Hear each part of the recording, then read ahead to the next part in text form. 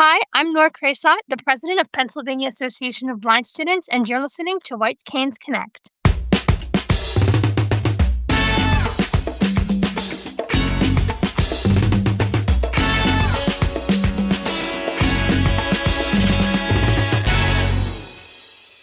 Hey there, PA Federationists. Welcome to another episode of White Canes Connect, presented by the National Federation of the Blind of Pennsylvania. My name is David Goldstein. I am your first vice president, and on today's episode, we're going to be speaking to Noor Krraisat, one of 4 National Scholarship finalists from Pennsylvania in 2025. Noor will tell us what it was like to apply for the scholarship, what it was like when she got the call that told her she was one of the finalists. She'll also talk about going through convention and how that all played out.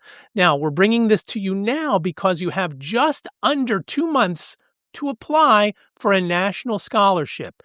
Go to nfb.org/scholarships. All the information is there. You've got to apply by March 31st. March 31st is the cutoff. There's a couple of other stipulations that you need to know, and they are there. You've got to be 18 by July 3rd, 2026, because if you are a scholarship finalist, you will be going to Austin, Texas, and going through everything that Noor's going to tell us about today. Now, let's hear from Noor.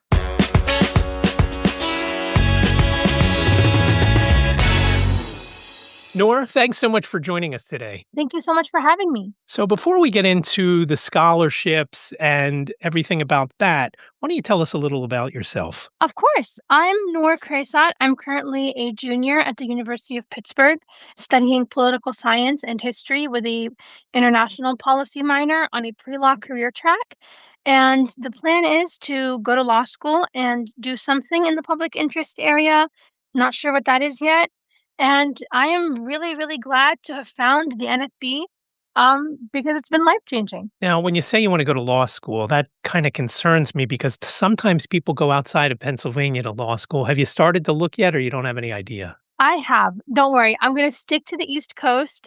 I'm planning to apply to multiple schools in Pennsylvania and then maybe a couple of one-offs in like New York or DC, but majority of them are in Pennsylvania still. Okay, good, because that's what happens. People go away to whether it's college or the secondary degree, master's, law degree, whatever it might be, and then they never come back. And we lose so many good people. No, I'm coming back. Don't worry, Okay. I'm coming back. All right, good. When did you first learn of the NFB? Okay, so there's a prologue to this story, a prologue, as you would say.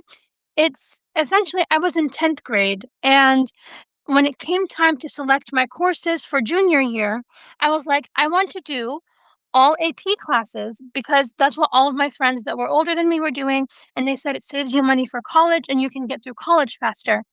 And so I went to my guidance counselor's office, registered for all those classes. And then the next day, they called in a meeting with my IEP team, which was concerning because I was like, there's no IEP coming up. And they were talking about how they did not believe that I could handle 4 AP classes in 1 year. And they got general education instructors. They got my TBI. I think even my VR counselor was on that call for whatever reason. And they were like, this is not successful for you. So I remember I am someone who has a very hard time with the word no. If you tell me no, I will move heaven and earth to prove to you that, in fact, yes, I can. So I went home and I was like researching and reading. I was like, I cannot be the only blind student that wants to take AP Environmental Science. So then I remember I reached out to, I was like, blind students. That's what I looked up. Blind students doing cool things. And then I found the NABS email, right? The NFB email, the NABS email.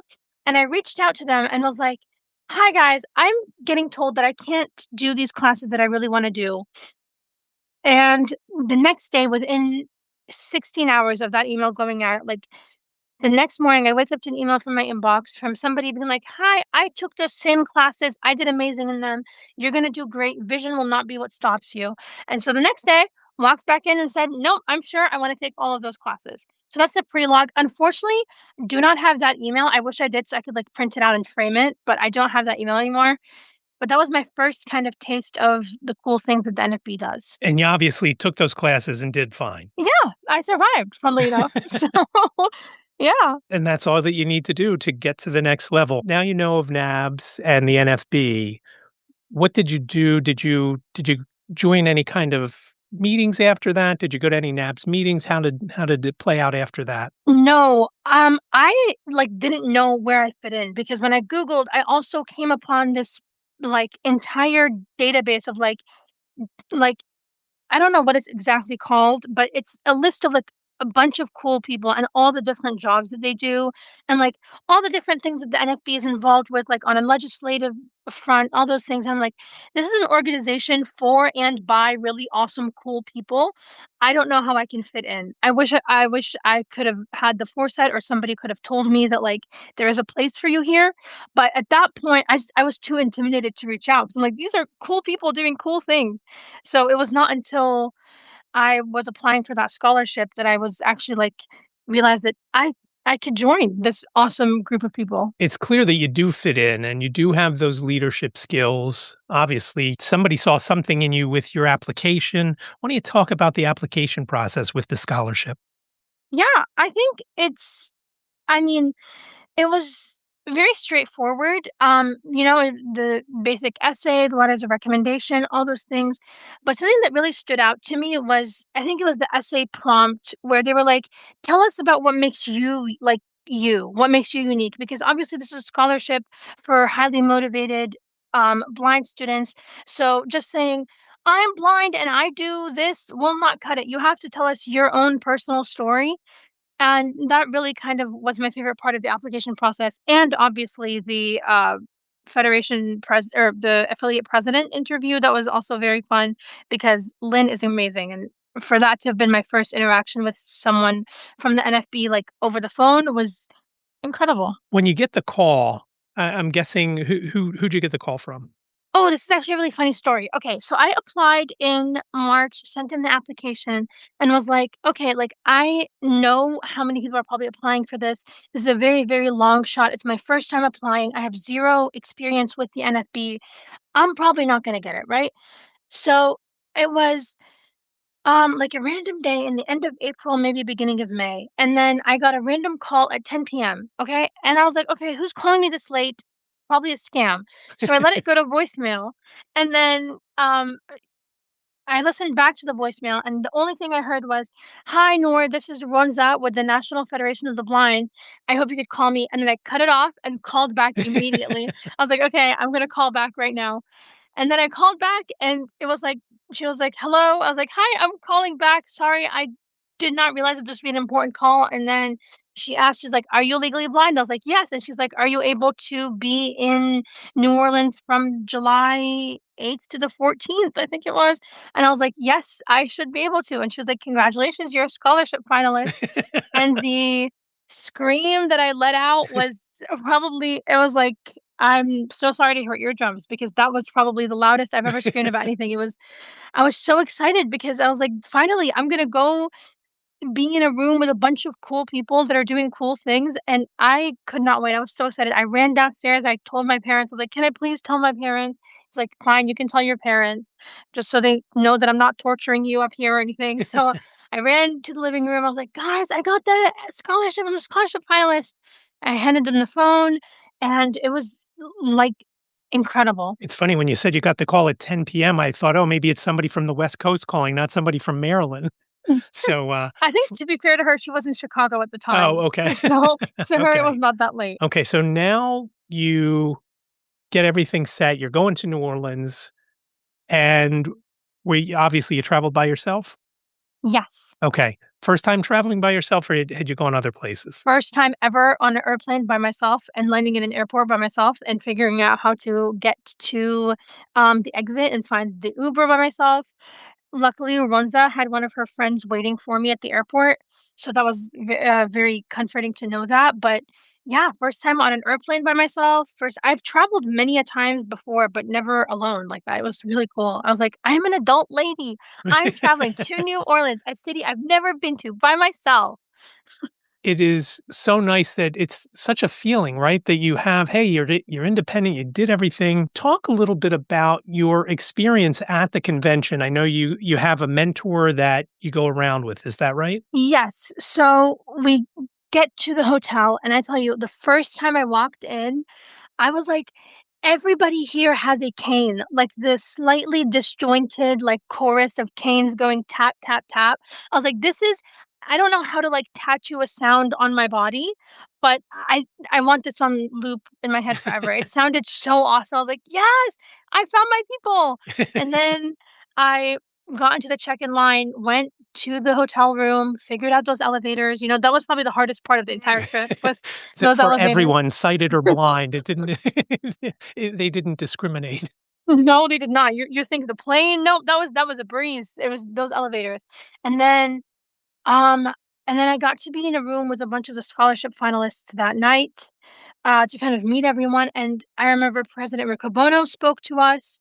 I was like, this is so cool. Like he seemed like a very approachable guy. I was like, this is amazing. And then immediately afterwards, I went to a meeting with the Middle East and North African affinity group, I think is what they're called. But it was so cool to like also know that there's like levels to diversity. It's not just you're blind, you're also blind and Middle Eastern. There's a group for that. You're also, I think they had Friday prayers. They every single um meeting opened with a different prayer, like all those different things that they did to make sure that everybody was seen and everybody felt welcome was just an incredible experience. I honestly could not have asked for a better convention. That is so awesome to hear. Did you eat outside the hotel? Did you go to any other places in New Orleans while you were there? Well, I'm going to be honest with you, David. When you're a scholarship finalist, your schedule is not really yours to do whatever you please with. I think there were days where the only times that we were able to leave the hotel. So the first night I went to dinner with Ronza after the two meetings that we had, and another one of the finalists that she was mentoring. That was very fun. And then the next a couple days later, me and a couple of the people from the scholarship class, we made a WhatsApp and we decided to go get beignets at 7:30 in the morning to try to make it back to general session because we had to be there. And we were explicitly told that if you skip even one single required event, you're not getting the scholarship. So we were like, okay, we're gonna book it to the beignets. We're gonna get beignets because we have to. And then we came back. And then I remember I Instacarted some groceries for myself because I was like, and that another thing to add to the list of feeling very adult. I'm like, I can order whatever I want, but I'm gonna order normal food that's gonna make me survive for a week.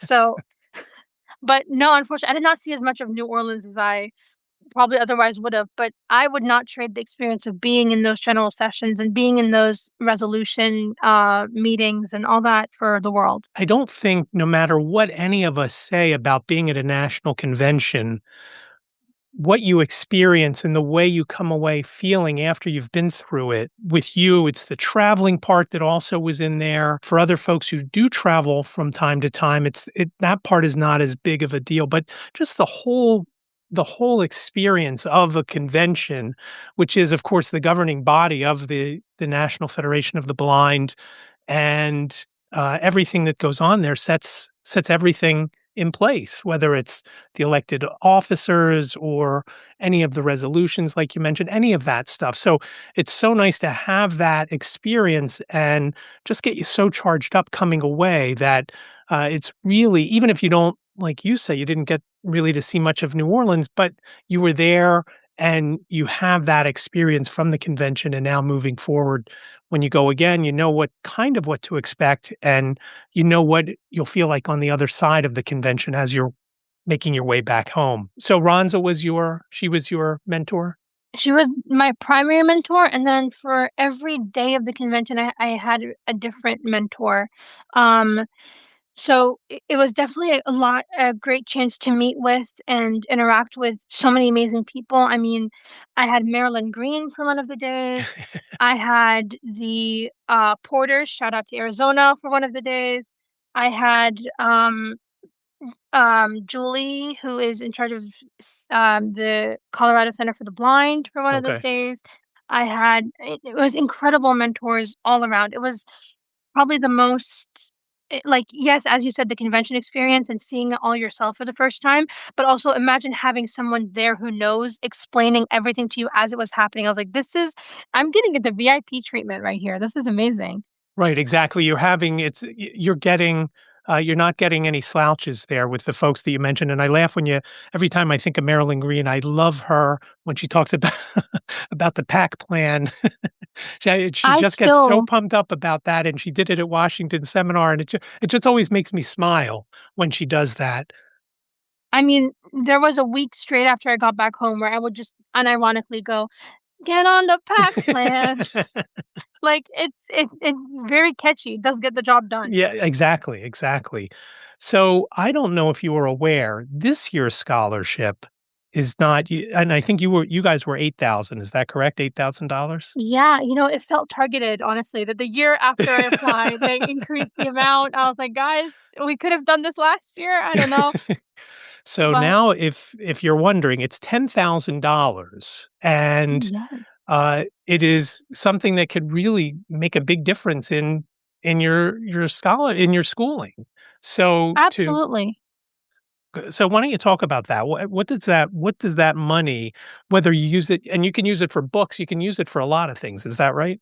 Yes, they just give you a check and then you do whatever you want with it. So mine went to tuition, and it really did help. Like, I mean, that's a semester's worth of tuition right there.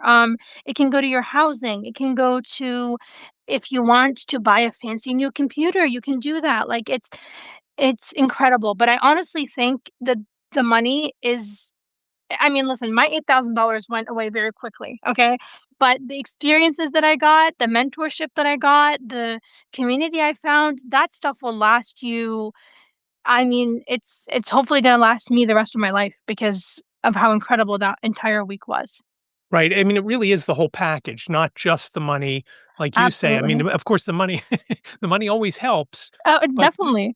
the experience and being with all of not just the mentors, but everybody in that class. Again, there's no one of those 30 people that won those scholarships that are, they're all future leaders of the organization down the road and maybe in business and science, whatever they may go into. Those are folks that are on the right path. And this is like a springboard to get on that path and keep you where you don't have to worry, "Ooh, do I need to get this job so I can, stay in school?" Or what the case may be. So it is just very important.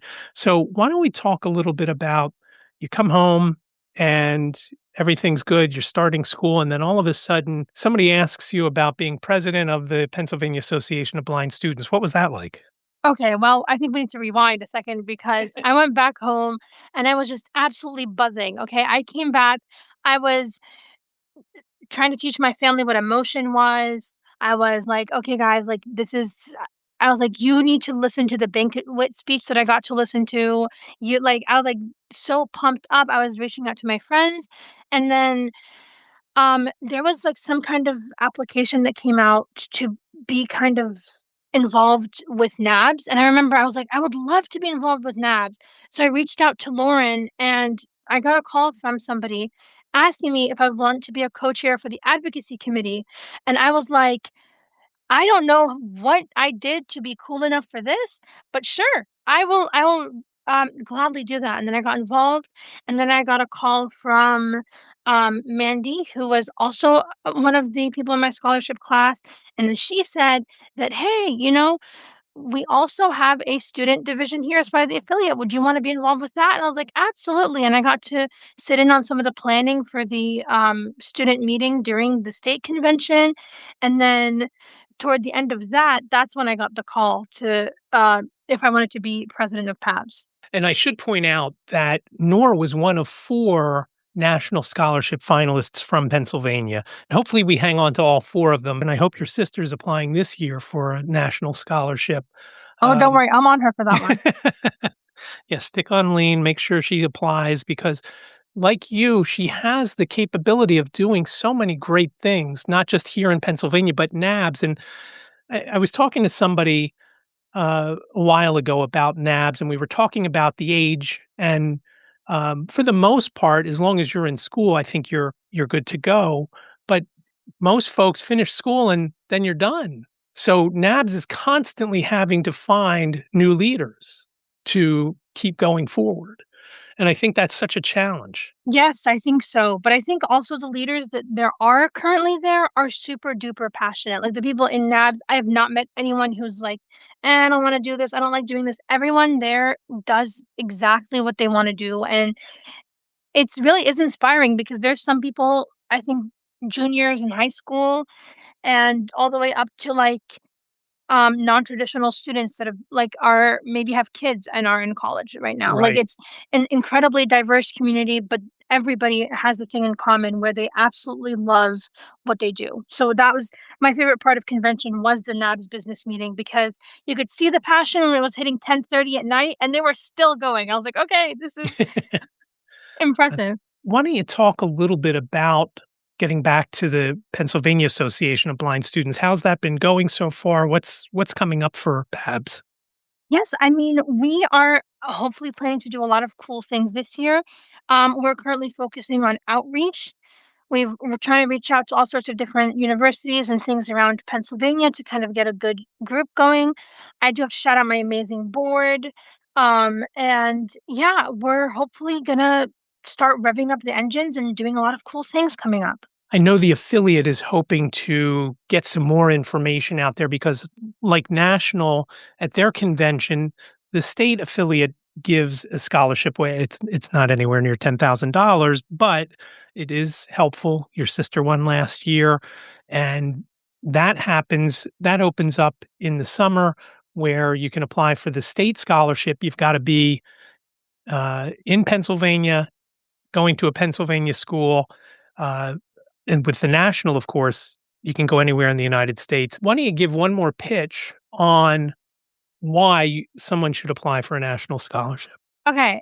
I mean, it's $10,000. Who would say no to that? But also, it genuinely is the most incredible week of your life.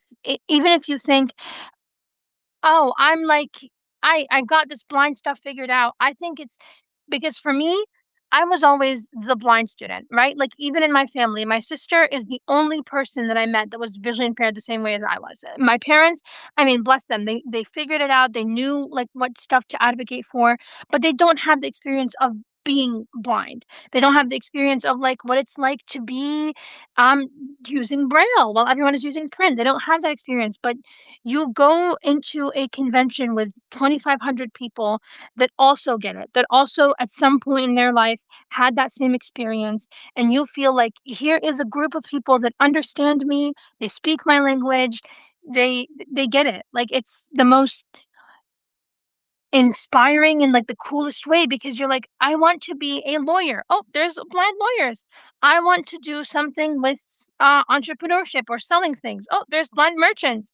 I wanna do something with teaching, blind teachers." There's lots of people, dozens of people doing the same things that you wanna do, whatever that is, and if there isn't, you could also find some people that also have similar passions and make a group with them. It's amazing. Everybody has a place there. It really is true that there is something for everyone, whether it's those places you've mentioned, the sports and recreation, or the performing arts division. Just about anything you want to do, you can do it. And there's other folks who are blind like you that want to do it. And you get together and they get you, you get them. Before we go, I want to ask one question.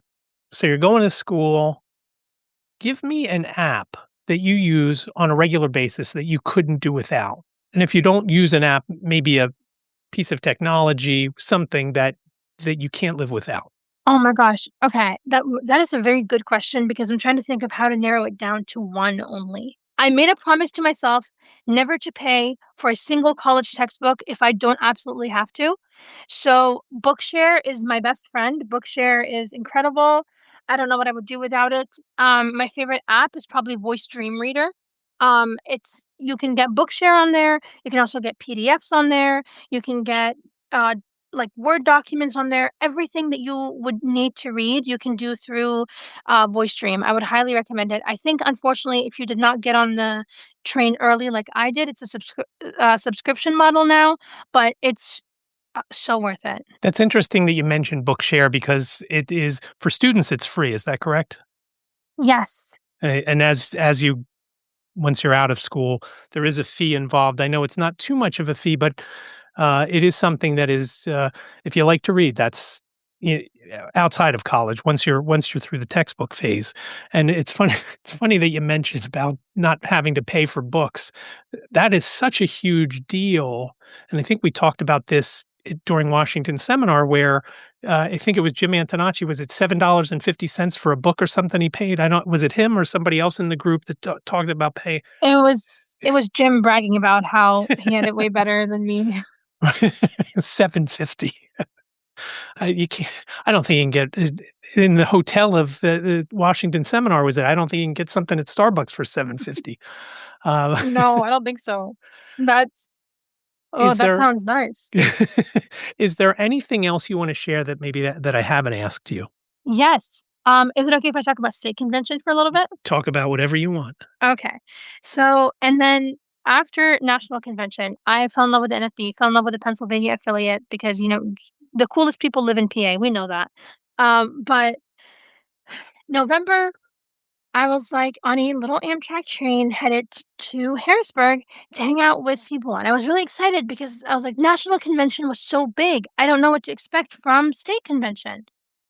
And I get there and it's the most warm, lovely group of people. I mean, if national is like the giant big family reunion with everybody, I feel like state convention is a Thanksgiving where you're like only inviting maybe the cousins and the grandparents, but you're not inviting like your in-laws, sisters, brothers, best friend. But it was like you still meet everyone, but like by the third day, I was like, I know everyone here. This is fun. Like the people that we met in state convention, the coolest, the nicest, the most incredible. I mean, shout out to David for organizing it and putting it together because it was an unmatched experience in terms of just how fun it was and how cozy it was to have a homecoming kind of between national and national. It's nice to have that in between. That is the big difference between the two. When you're at national convention, and you will know it when you are walking through the lobby of the main hotel.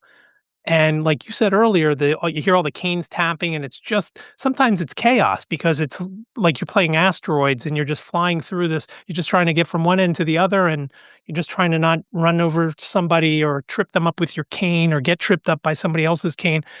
Whereas state convention, it is you by the end of it, you know everybody who's there, and you really get to know folks as opposed to, hey, how you doing? You might have seen somebody at general sessions, and then you see them again in the lobby checking out or something like that. So it is a very different feel.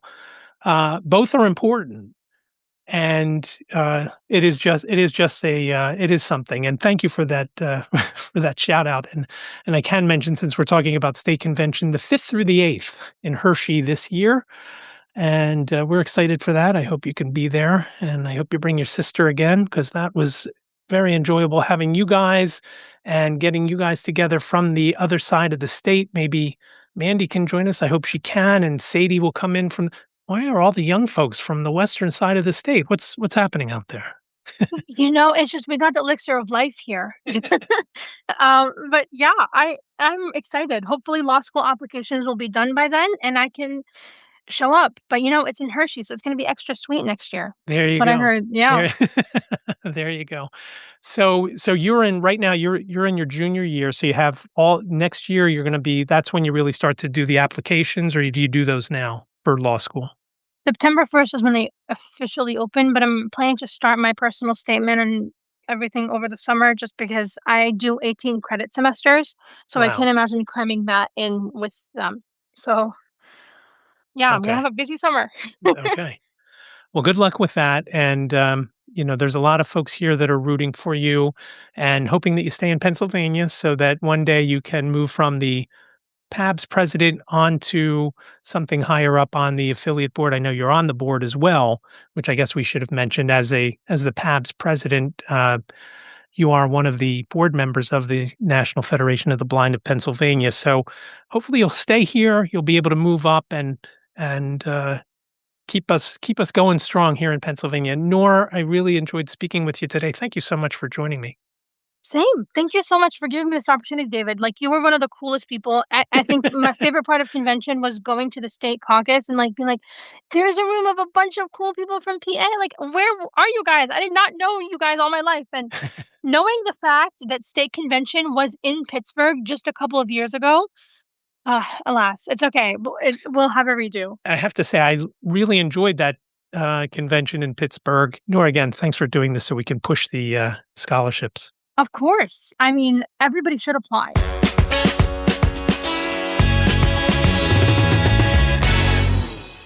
Thank you to Noor for stopping by and telling us all about the scholarship process, what it's like to be part of the finalists at convention. And remember, you do get the trip to this year's convention, which is in Austin, Texas.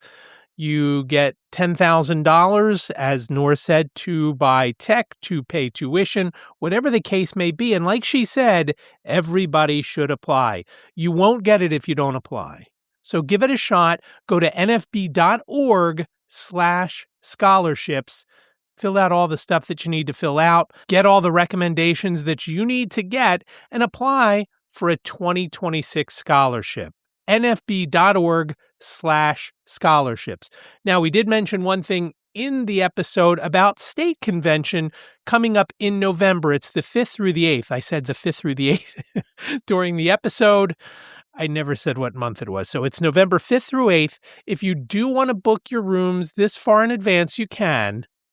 You have to use the room block code National Federation of the Blind. NFB of PA will not work. They won't know who we are.